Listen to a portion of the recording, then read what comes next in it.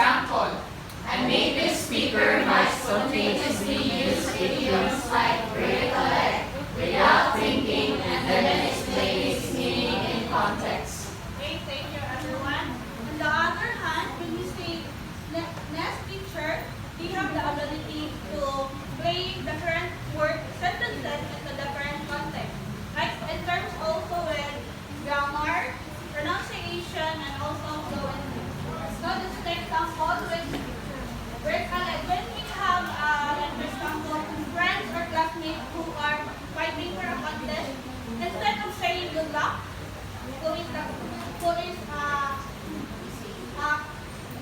the first context is to break the leg. Can you understand? Yes, ma'am. So let's move forward to the non-nest. Can you please read everyone? Non-nest, non-native English speaker teachers.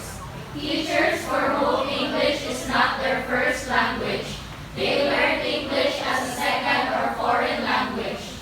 Example, cashiers study tips that work for them, like using flashcards or language exchange apps to help you improve your English. Okay, thank you everyone. So the non-nest teachers have the ability to target a language.